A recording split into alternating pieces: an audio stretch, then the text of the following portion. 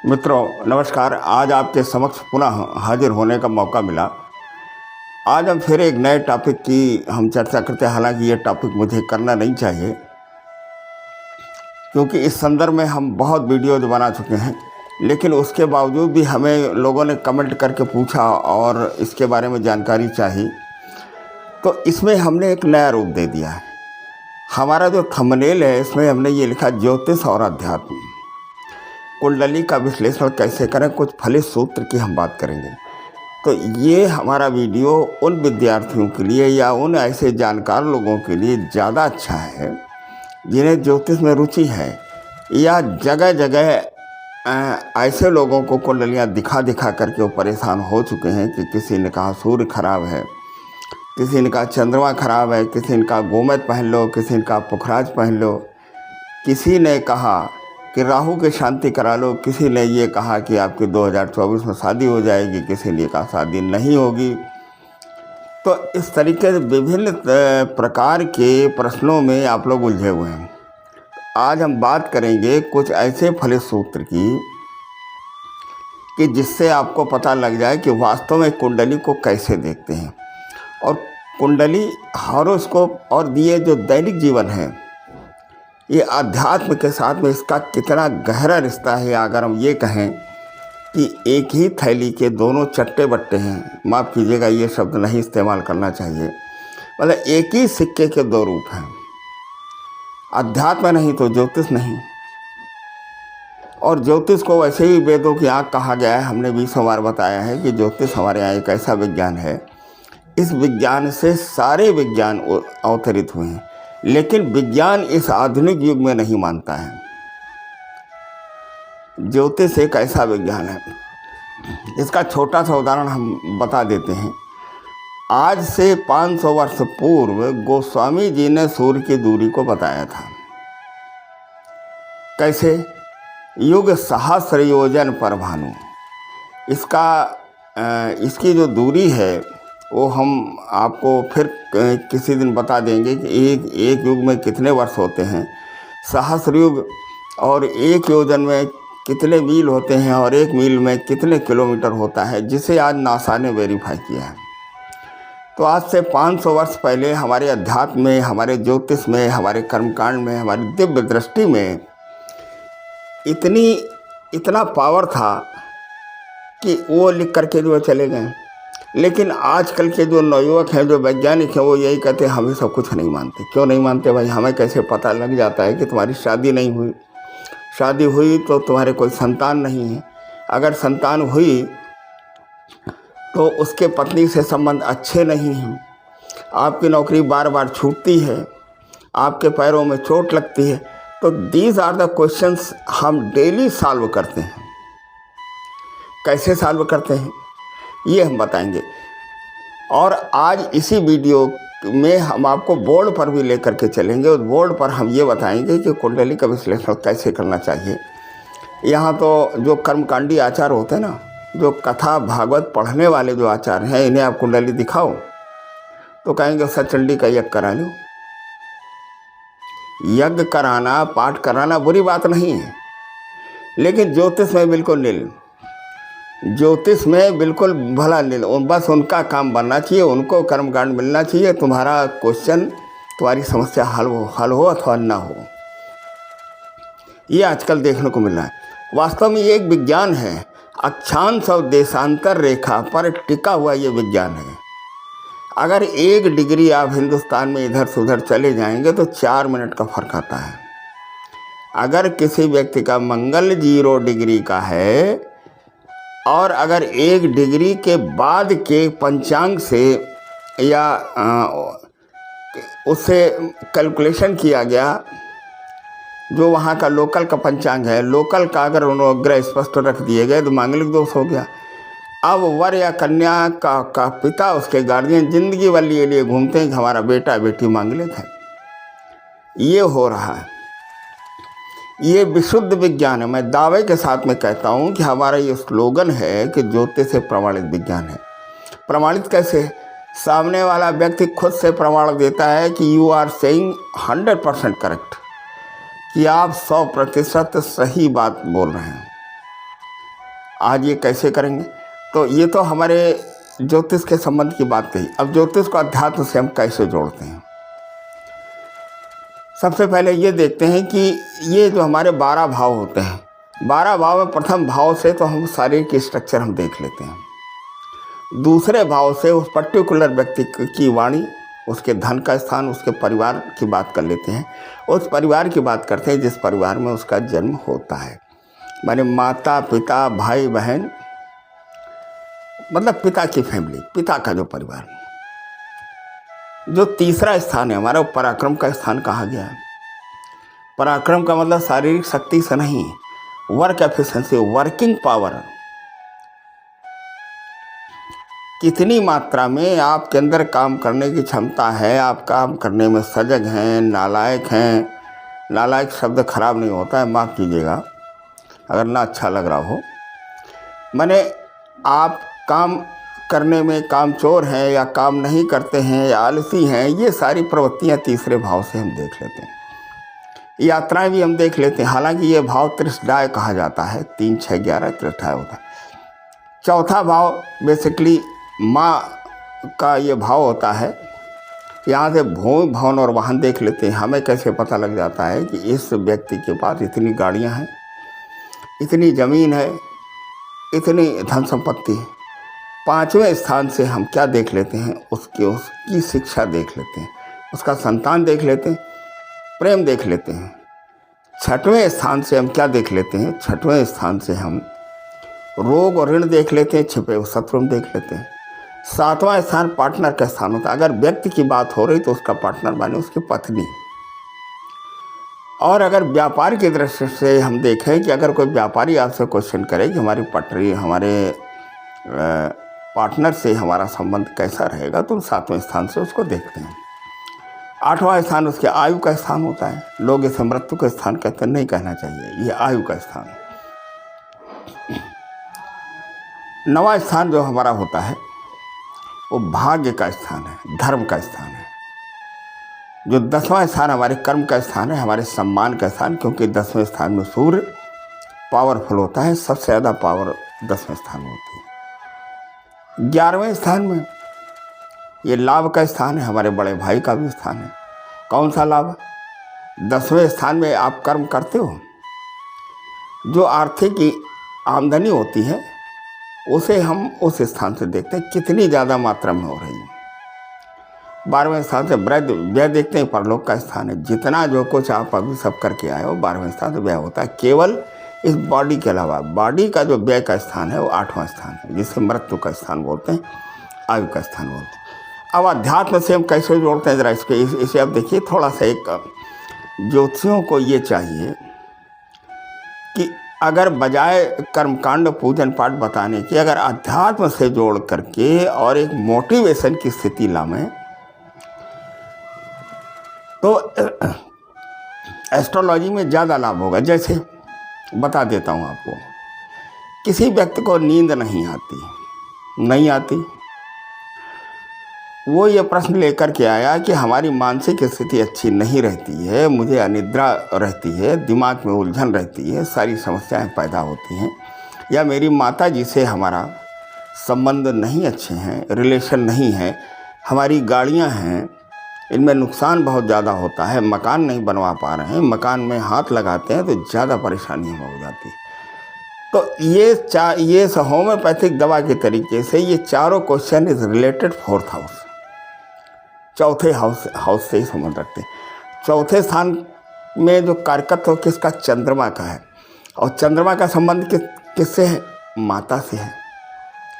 तो बजाय पूजन पाठ कर्मकांड करने के उनको ये चाहिए कि सबसे पहले तो मानसिक स्थिति को ठीक रखें, माता से संबंध अच्छे बनावें। ठीक, क्योंकि ये स्त्री भाव होता है तो घर की महिलाओं से संबंध अच्छे रखने चाहिए, उनका सम्मान करना चाहिए। ये सारी चीज़ें उन्हें करनी चाहिए। दूसरों को चाहिए भी है कि इस तरीके से वो रेमेडी दें। अब मान लीजिए कोई व्यक्ति हमारे पास आया, उसने कहा पुत्र हमारी बात नहीं मानते हैं, ये 5वें स्थान से इसका संबंध हुआ।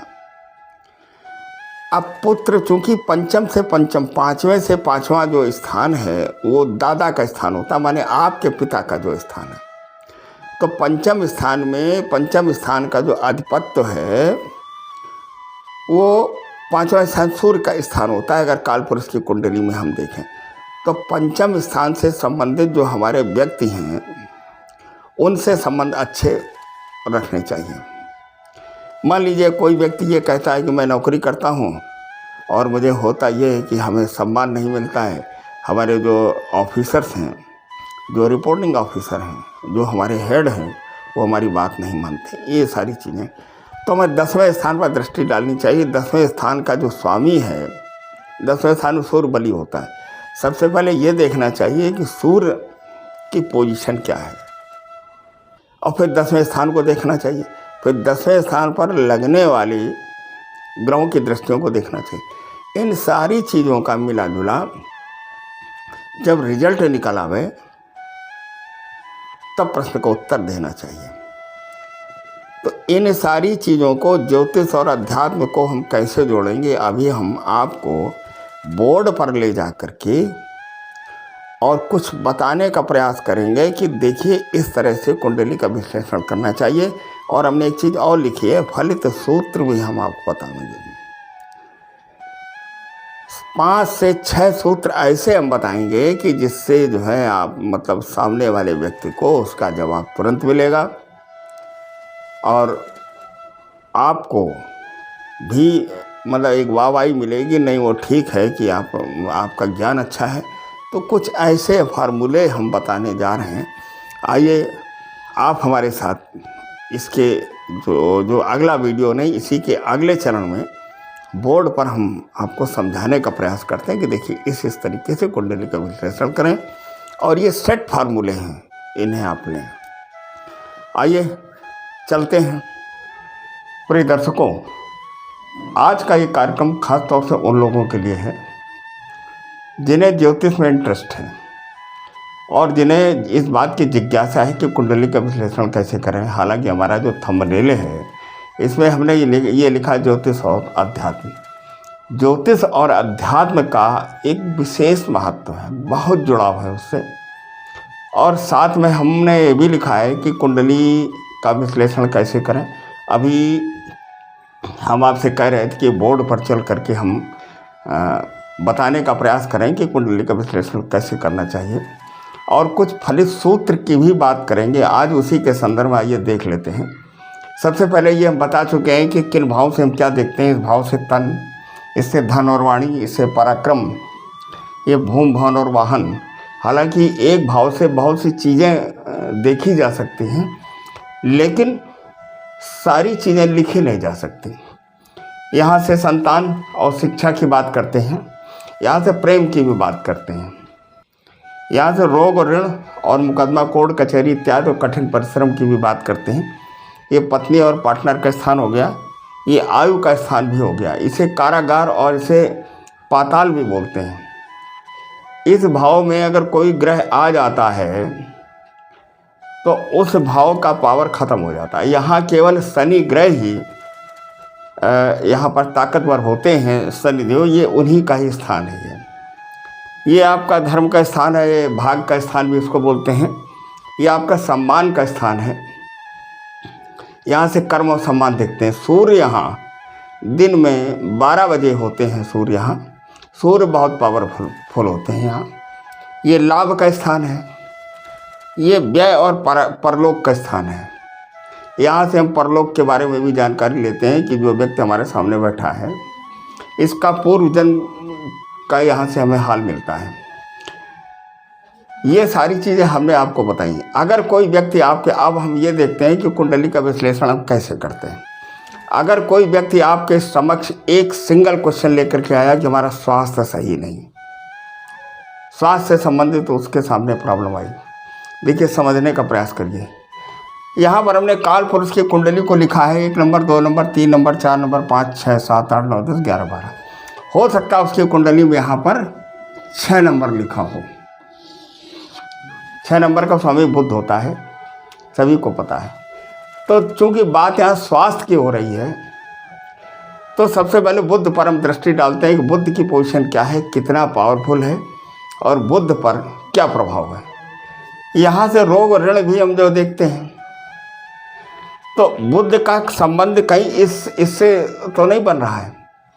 तो इसका रिलेशन इस भाव पर लगने वाले पाप ग्रह और बुध की स्थिति और इससे बनने वाला रिलेशन, ये देखते हैं।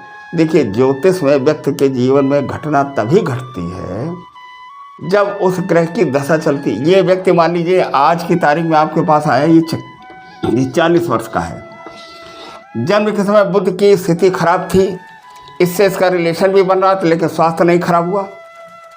क्यों नहीं खराब हुआ?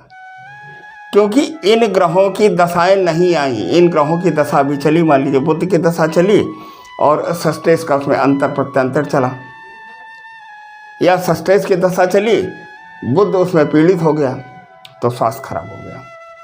तो स्वास्थ्य से संबंधित जब भी किसी क्वेश्चन का फल करें आप, तो लग्न को देखें।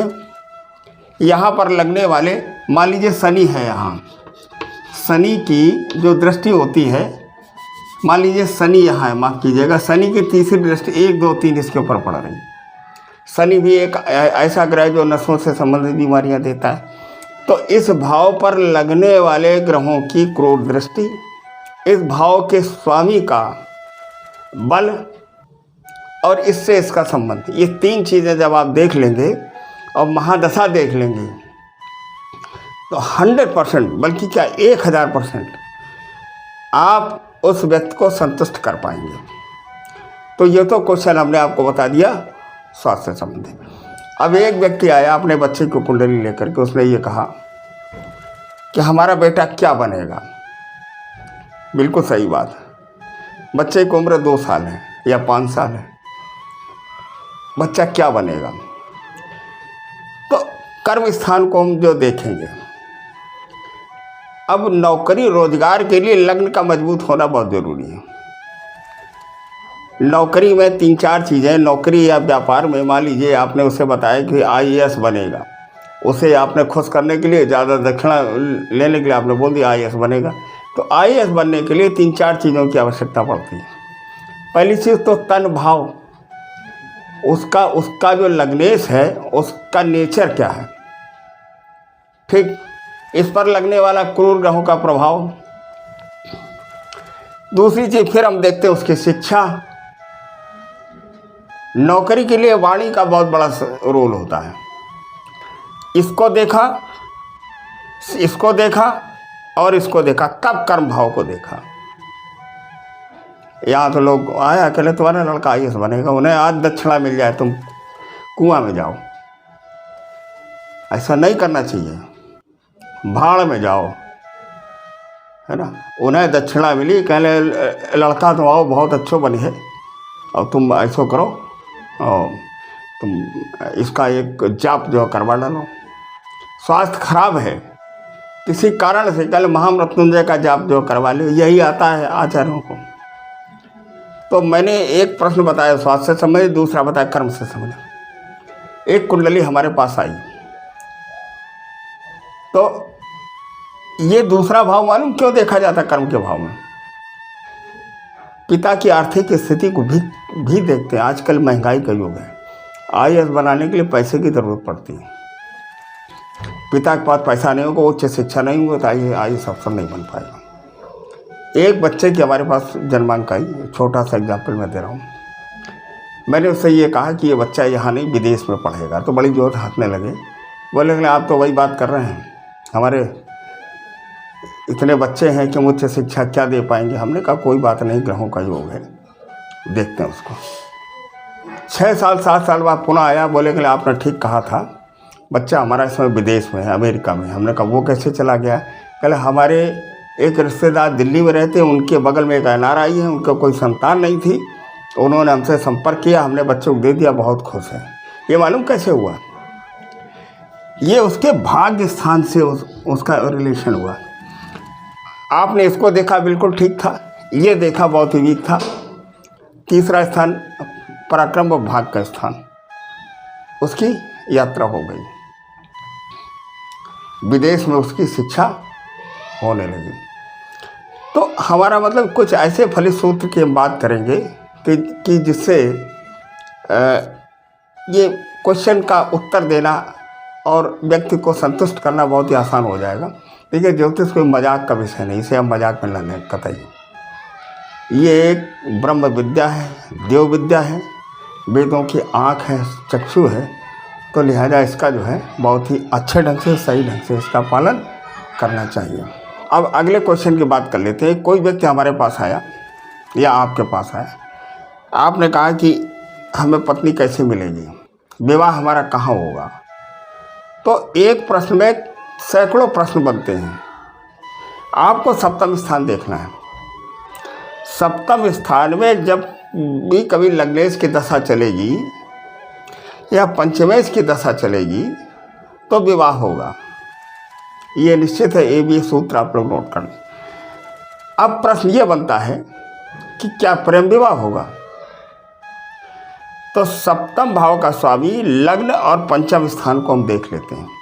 अगर इसका रिलेशन चौथे से बन रहा है या 12वें से या 11वें से बन रहा है तो प्रेम विवाह निश्चित है। मालूम क्यों?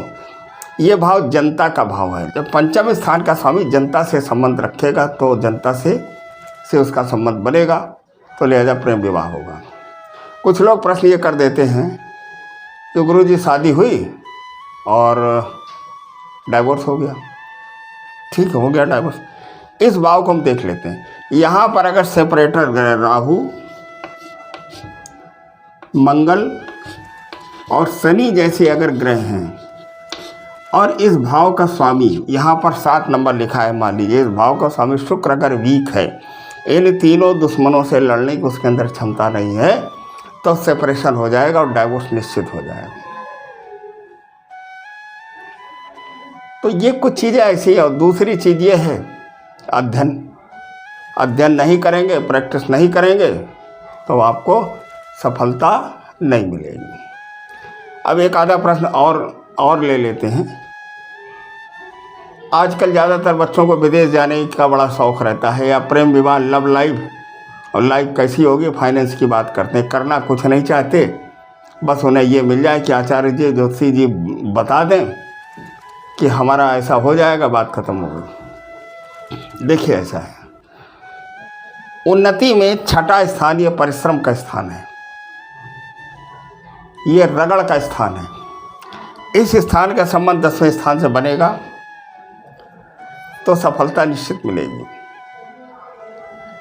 अब लोग ये प्रश्न करते हैं कि हमारी देश यात्रा, मतलब विदेश यात्रा हम कैसे करेंगे। तो विदेश यात्रा के 2 कारण। एक तो पूरी फैमिली ट्रांसफ़र हो जाए, इंडिया छोड़ के लोग कहीं विदेश में जो है चले जाएं, उसका संबंध इससे है, दूसरे स्थान से।